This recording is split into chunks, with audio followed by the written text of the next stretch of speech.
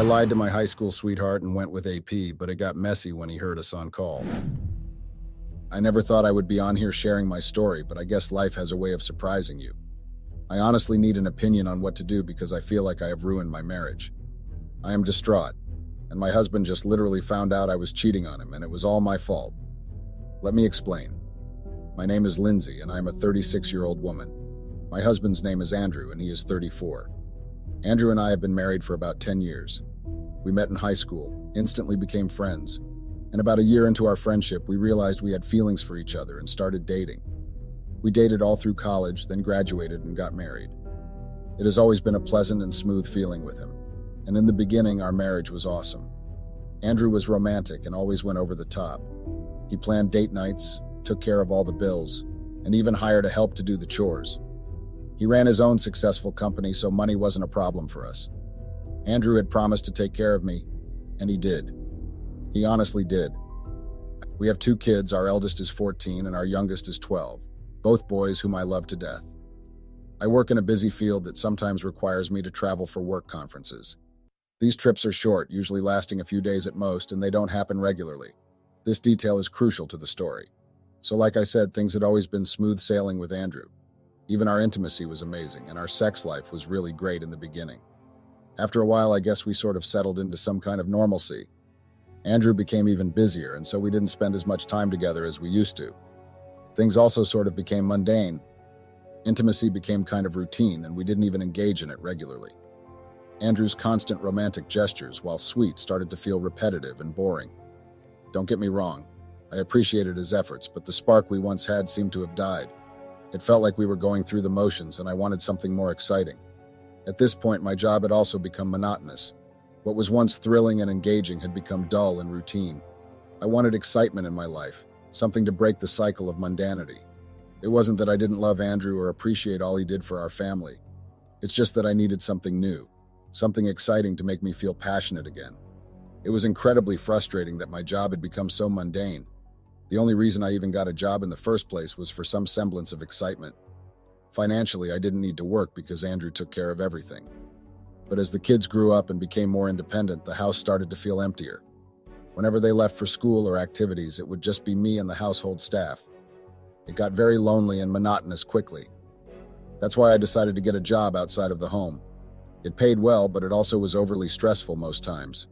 It gave me something to do, a sense of purpose beyond the routine of running a household. Plus, despite the stress, it still provided me with enough flexibility to still pursue other interests and activities. I needed that balance to break free from the boredom that had crept into my life. On top of that, I didn't have many close friends. Sure, I had a few acquaintances from various circles, but I wouldn't really call them friends. They were more like people I had known at different points in my life. Our interactions were mostly superficial, and it lacked the depth and connection I craved. This lack of meaningful relationships added to the sense of isolation I sometimes felt, especially when Andrew was caught up in work or business trips. I know it might sound like I'm just complaining, and I understand if there's anyone out there who can't relate. But honestly, it was incredibly frustrating. Have you ever been stuck in a routine for so long that you start to lose track of who you are? That was me. I had been trapped in the routine of being a wife and mother for so many years that everything had become boring and predictable. I wanted excitement, something to shake up the boringness of my days. That's when Leo came into my life. He was like a breath of fresh air, a glimpse of something different and thrilling. Our first interactions were innocent enough, just friendly conversations that gradually grew into something more. Leo was an intern that got assigned to me. But as I got to know Leo better, I realized he was more than just an intern assigned to me. He was in his early 20s, much younger than me, but his energy and enthusiasm were infectious. Our interactions started innocently enough, just friendly conversations about work and life. Leo had this natural charm that drew people to him, including me. He was charismatic, funny, and had a sense of adventure that I found incredibly appealing. Suspicion, I kept my location on, making it seem like I was simply exploring different places around town. Our meetings were seemingly innocent, just casual outings to malls, restaurants, or the movies.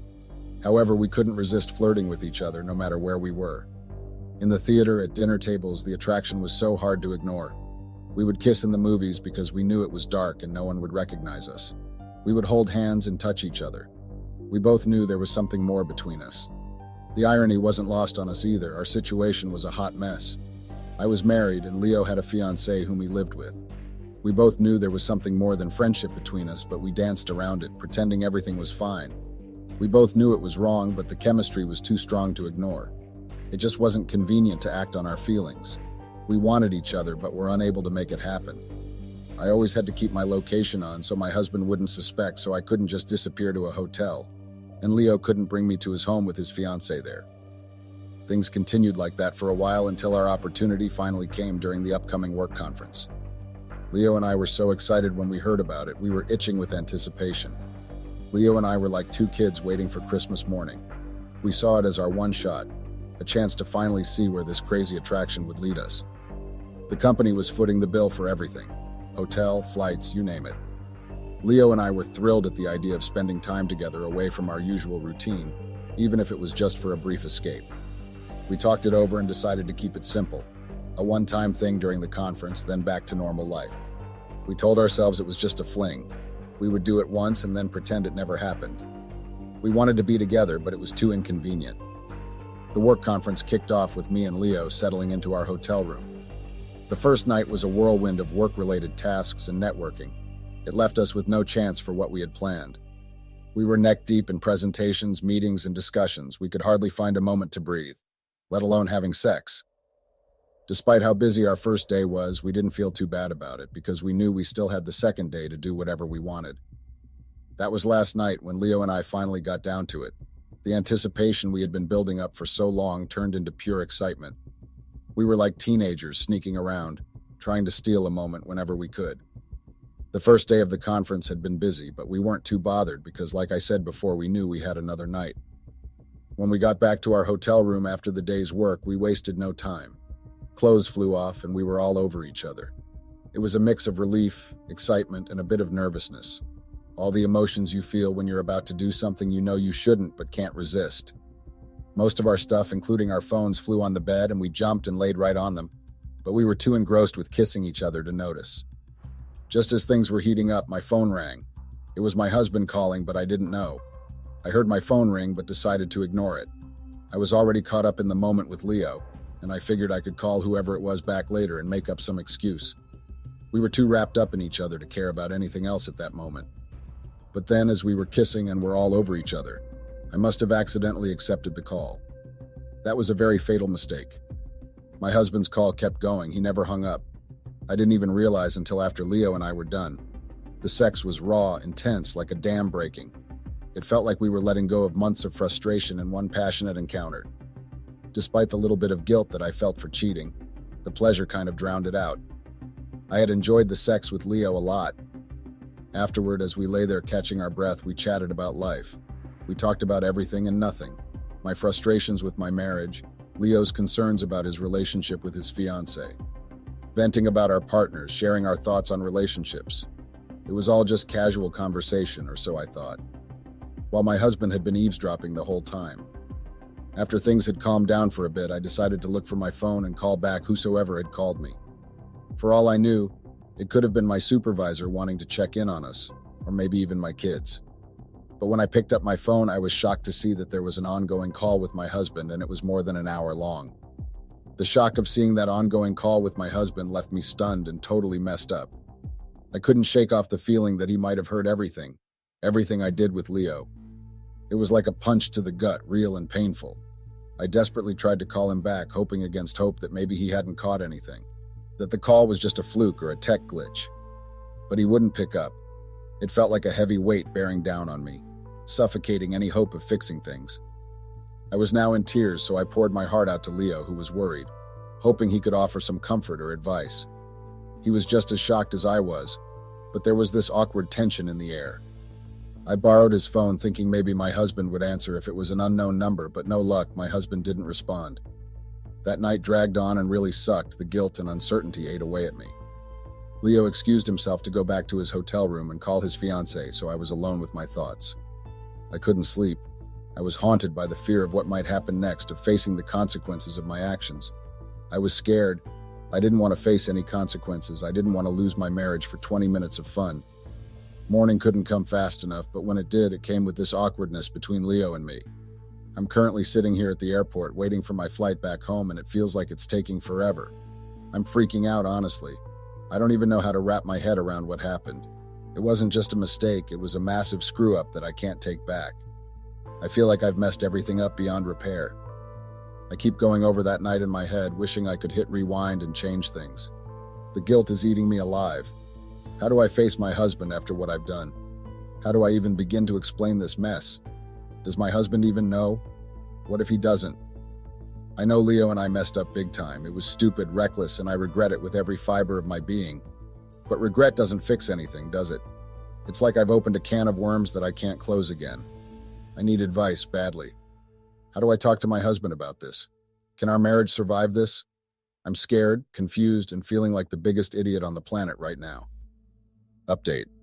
Hey Reddit, it's me again, the one you guys dubbed as the cheater. I honestly regret ever posting here because the response has been brutal.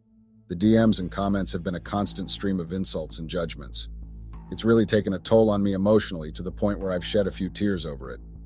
I've been hesitant to update because of all this negativity, but I feel like I owe it to clarify what's been happening. So here's the update on my chaotic life. It's been a whirlwind 2 days since I posted, and a lot has changed. I'll probably disappear from here after this post because I just want to cleanse my account of all the negativity. As for what happened after we flew back home, it's a nightmare. When I arrived, I immediately sensed something was off. No one was there to pick me up, but fine, I got an Uber. But to my shock, when I got home, my belongings were tossed outside. Thankfully, nothing was stolen, probably because our neighborhood is pretty safe. My husband had thrown me out and was adamant about getting a divorce. I rang the doorbell and knocked, trying to reason with him, but it was futile. He had heard everything, recorded it, and labeled me a despicable person. He made it clear that our marriage was over and he wanted me to leave. I was devastated. I now realized the magnitude of my mistake. I tried to downplay what happened, even lying about not having sex, but he saw through it all. He refused to forgive me, and I had to leave. I asked to see the kids, but he told me they were staying with his parents, who were also informed about everything. It felt like a gut-wrenching betrayal, not being able to see my own children. I ended up in a hotel because I have no friends who would take me in, and even if they would, I doubt they'd want to. Leo shut me down too, understandably. My husband even threatened to report me at work due to our workplace's strict no-dating policy. I haven't heard anything from work yet, but I'm terrified of losing my job, especially now that I'm on my own financially. It's been a week in this hotel and my savings are depleting rapidly. My husband withdrew all our joint funds as soon as I left. I haven't been able to talk to the kids and I feel like they've been told everything and want nothing to do with me. I'm drowning in guilt and regret, wondering how I could have messed up so catastrophically. I feel like an idiot. Update. Hey Reddit, it's me again, the one you all know as the cheater. I know I mentioned that I might delete my account, but here I am updating once more. Honestly, sharing here feels like a release, even with all the hate coming my way. Your comments don't sting as much anymore. I've grown numb to them. Some of you suggested staying with family instead of burning money in a hotel. Well, I do have family, but it's complicated. My parents favor my husband and kids, so staying with them isn't an option. They'd likely blame me, and I know I'm at fault, but I can't handle more guilt and shame. As for my siblings, we're not close. They've always envied my life, and now with this mess, they'd revel in my downfall. They're all pretty middle class. I was the only one that married someone wealthy. I'm even surprised that my husband hadn't told them what I had done yet, but maybe he did, and they don't want to even talk to me. The HR department wasted no time. They've called me in for a meeting. I know what's coming. Questions, scrutiny, and likely termination. It's a blow, but I'll bounce back. Money matters, but my pride and sanity matter more. I've been served divorce papers confirming what I already knew. My husband isn't taking me back. It's painful, losing everything built over years due to one mistake.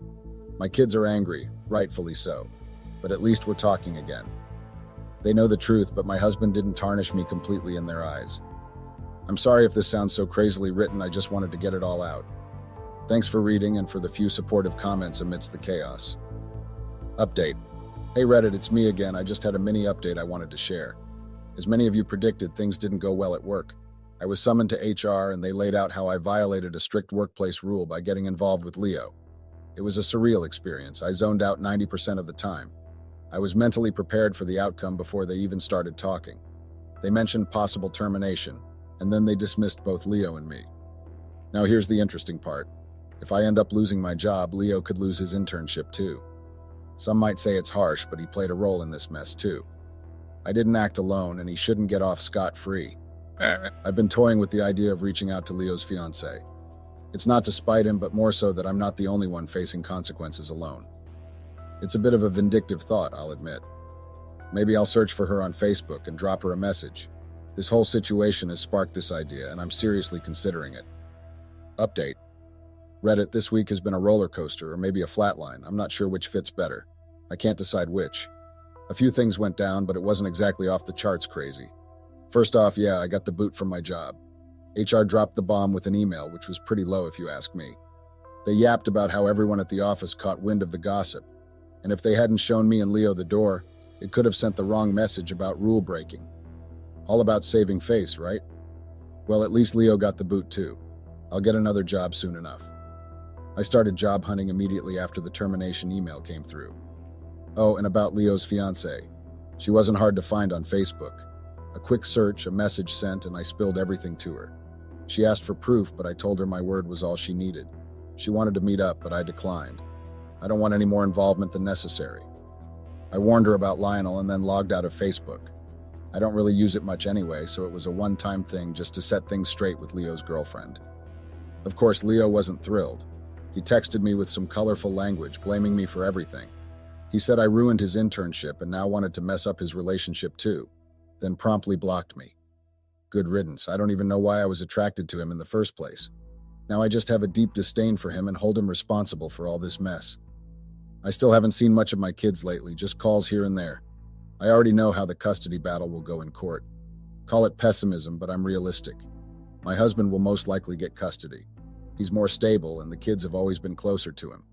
It's a bitter pill to swallow, but sometimes you've got to face the cold, hard truth. Update. Hey Reddit, it's been a hot minute, more like 3 months if we're counting. I honestly forgot about this subreddit, my bad. The whole post I made just slipped my mind, but here I am with an update. So as I predicted, we went to court and he snagged custody. Not exactly shocking, as I tend to keep it real, but man, it still stings. On the upside, I did get some alimony.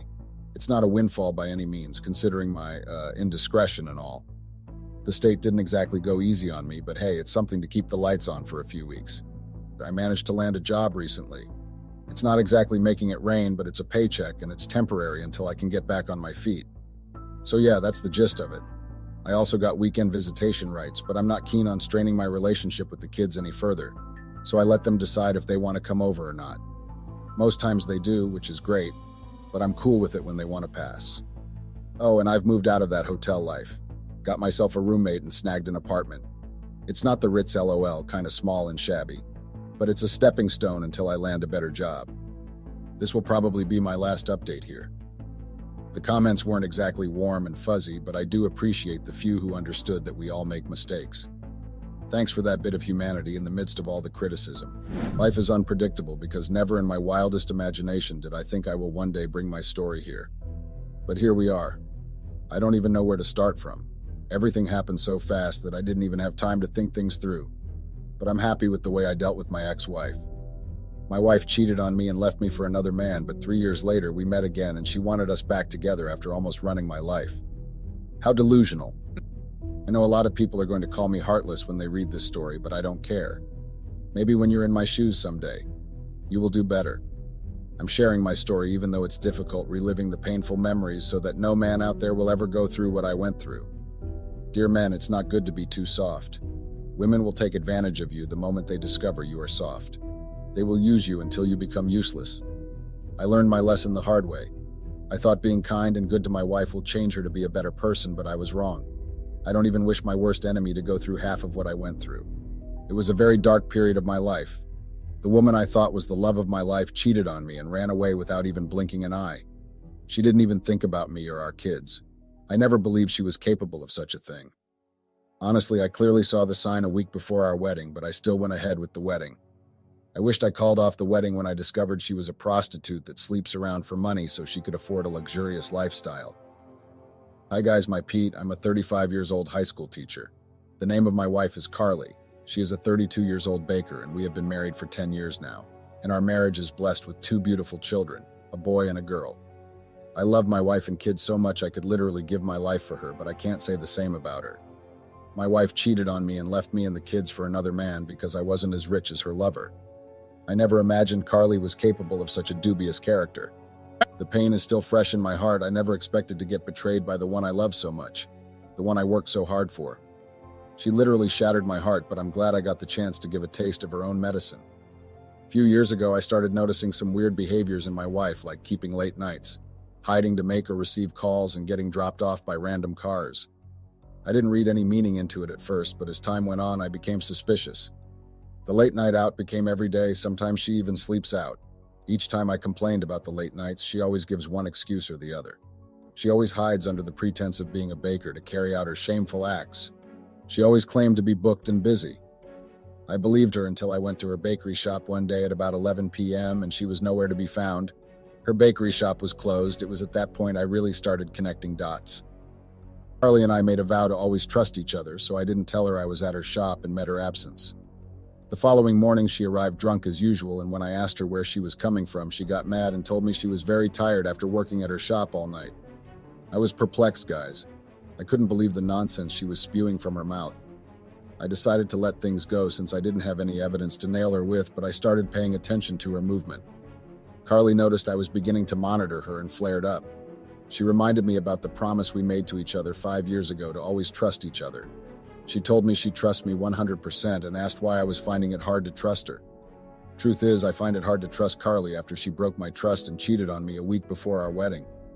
I wanted to call off the wedding then when I found out she cheated on me with her ex-boyfriend through the messages on her phone, but I didn't have the guts to do so.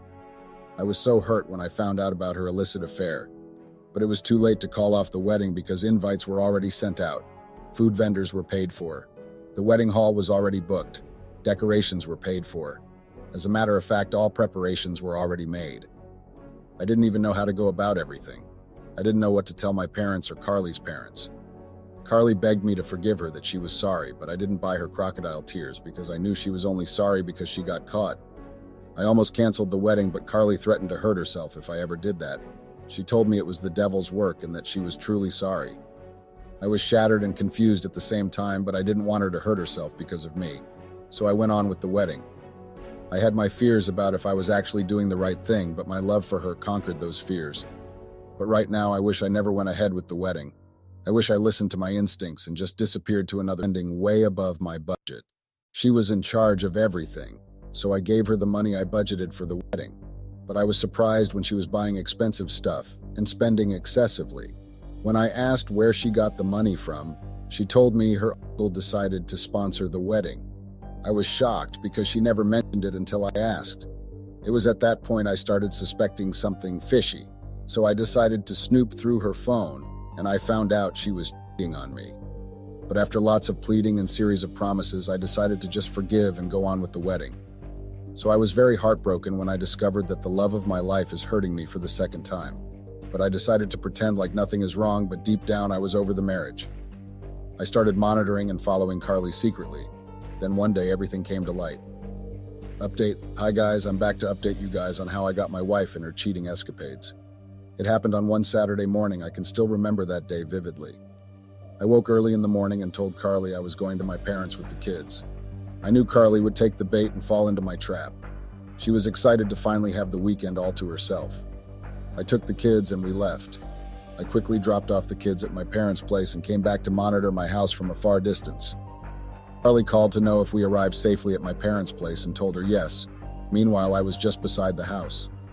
Approximately 6 hours after we left the house, a car drove by our apartment, and at that moment I saw Carly coming out to welcome the stranger.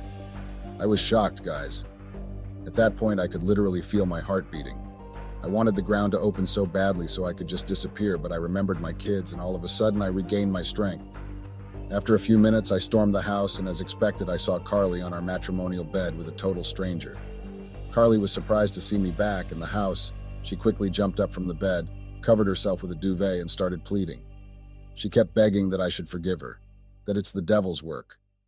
I didn't even know what to do at that point. I guess I didn't really prepare for how I would act in that situation. I strategically planned everything for weeks, but I never planned on how I was going to act if I ever caught my wife. I guess I was hoping for everything to be a lie. I thought it was just my imagination playing tricks on me. I never expected Carly to hurt me all over again. The next thing I did was to bounce on the man that had the audacity to come into my home and sleep with my wife on our matrimonial bed. I started hitting him, but nothing prepared me for what happened next. Carly from nowhere jumped in and helped the guy escape. At that point, I got angry and gave her 3 hot slaps. She was obviously not expecting it. Carly immediately wore her clothes and ran out and followed the guy. I was shocked, guys. That was how my wife disappeared for 3 years. No one could trace her for years. She ran off and left me with the kids. Honestly, it wasn't easy. Our kids were psychologically disturbed by her disappearance. Our little daughter asked me a heartbreaking question one time. She asked me who her mother was. I was taken aback by her question. I was too stunned to speak. I was expecting that kind of a question from a 4-year-old. I asked her why she was asking me such questions, and she told me she just wanted her mom to love her the way her friends' moms love them. I almost cried at that point, but I knew I had to be strong for my kids' sake. With time, they both adjusted to the fact that their mom was no longer in the picture, and they stopped asking me any questions relating to her whereabouts. But something unexpected happened 3 years later. Update: Hi guys, I'm back again to continue my story. Carly returned back 3 years later. I can still remember that fateful day like it was yesterday. I went out one evening strolling with the kids, but what started as a beautiful day became an absolute disaster when we arrived home and met Carly outside waiting for us. My kids and I were shocked. I saw my son cleaning his eyes multiple times just to make sure he was seeing clearly. My daughter, who is younger, couldn't recognize her from a distance, but as we got closer to where she was standing, she mumbled, "Mom." But what they did next shocked me. They both walked past without even saying it to her, even though she was calling out their names with her arms stretched out for a hug. They completely ignored her, so I opened the door for them. They went inside and asked me to chase their mother away because they don't want to see her ever again. I was surprised to see a 10-year-old and a 7-year-old acting that way. They were both 7 and 4 respectfully when she left them and ran off with her lover.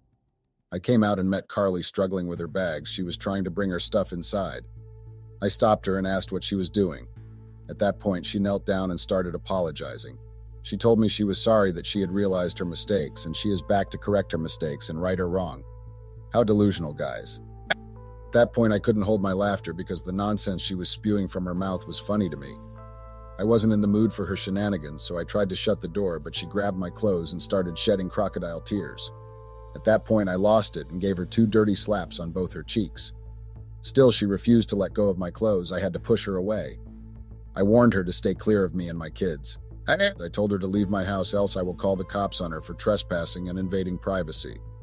It was at that point she reminded me we were still married legally, so she has every night to be on my property. I asked her to leave and that she will hear from my lawyer soon. She froze at that point. She wasn't expecting to hear that from me. Carly must be very delusional to think she could just come back and everything would be fine just like that after disappearing for 3 years. I left her there and went inside. I immediately called my lawyer and informed him of the latest event. My lawyer and I have been looking for Carly for the past 3 years now so we could serve her divorce papers, but Carly was nowhere to be found. Carly stayed outside crying and pleading for mercy, and unfortunately for her, it started raining. She stayed out there till the following day. Apparently, she didn't have anywhere to go. I later discovered that Carly was chased out by her lover after he got tired of her. So she decided to come back thinking she can fool me again, but unfortunately for her, I'm not the man she used to know 3 years ago, or the man that forgave her and still went ahead with the wedding 10 years after she cheated. She has changed into a heartless man. The following day, my lawyer arrived with the divorce papers, but Carly refused to sign and left only to return back a few hours later with her parents. Her parents came and started pleading that I should forgive Carly, that she was just led astray by bad friends. I couldn't believe my ears. I didn't know old people can also be foolish. Definitely wisdom is not by age. The guts for those people to show in my house after 3 years is unbelievable. I remember 3 years ago when I went to inform them about what Carl did and how she was missing. They blamed me for threatening and chasing their daughter away, and ever since then, they never contacted me again or even asked about their grandkids. I got angry and chased Carly and her parents away. At that point, I knew Carly was desperate and would go to any length to have us together since her lover was done and already discarded her. So I came up with a plan to get back the bakery shop I opened in her name. I called her one day and asked that we meet at a coffee shop close to the house. She was so excited she arrived before me. I told her I'm ready to give us another chance on the condition that she transfers the bakery shop to our son. I convinced her that she would still be in charge. I told her I want to invest in the bakery shop, but I'm scared she might run it down or even disappear for years without trace again. She assured me that such a thing would never happen again and that she had learned her lesson. She was so dumb and desperate that she never suspected anything. She said she has come to realize there's no man as good and kind as me, and she wants her family back, so she is ready to transfer the ownership of the shop to me. That is, guys, I brought out the document prepared by a lawyer and she foolishly signed it. At that point, I felt relieved. I finally got back what I invested my hard-earned money on. Since the transfer of ownership was to our son, she never suspected anything. To her surprise, my lawyer walked into the coffee shop with the divorce papers. She was confused. She didn't understand what was going on. My lawyer asked her to sign the divorce papers. At that point, she looked at me with so much disgust in her eyes. I asked her what she was expecting, though. I told her she must be dumb if she ever thought things could work out between us after cheating on me and running off with her lover. I told her I knew everything about how she was dumped. If her lover didn't dump her, she wouldn't have returned back. I told her I regretted the day when I married her. I told her she was the worst thing that ever happened to me. I told her how she was an irresponsible mother and how kids hate her with passion. After giving her a piece of my mind and seeing that there was no room for reconciliation, she finally signed the divorce papers. Soon the divorce proceedings started. It hectic, but I was excited to be finally free from the shackles of a prostitute. After proving in court how irresponsible Carly was and she left the kids and disappeared for 3 years, I was given full custody of our kids. I was so happy to be finally legally free from Carly, and I was even more excited about having full custody of my kids. Carly, on the other hand, didn't even try to fight for the kids' custody. She was just after the bakery shop, but unfortunately for her, she couldn't get. 6 months after the divorce was finalized, I got married again to my best friend Anita. We started dating 2 years after Carly disappeared. She was there for me and the kids. My kids love her so much, and they were both excited when I told them we were getting married. She treats my kids like her own. If not for her, I don't know how I would have coped when Carly ran off with her lover 3 years ago. She was my backbone and confidant. I almost gave up on love, but I'm glad I never did. Glad I got the chance to love and be loved again. Anita is a medical doctor, and even with her busy schedules, she always makes sure she creates time for me and the kids. I'm a happy man because my kids finally had the mother they never had. I guess it's true what they say, anyone can give birth, but it takes a special woman to be a mother. Being a good mother has nothing to do with carrying the kids for 9 months. Anita made me understand this. It was when I got married to Anita that I knew that marriage can be enjoyed and not endured. Anita and I invested some money into the bakery shop, and it started running again. Unlike Carly, Anita is very diligent with money. The bakery shop is a success today thanks to her relentless efforts. I honestly don't know how she does it. Combining work, family, and the bakery shop together, she does them effortlessly. I'm glad I gave love a second chance and not allow pain from my past turn me into a monster. As for Carly, I heard she is a broke full-time prostitute staying with her parents. I'm so glad my kids don't want to have anything to do with her because honestly, she is a bad influence. Never marry a cheat and don't be too soft as a man, it doesn't end well.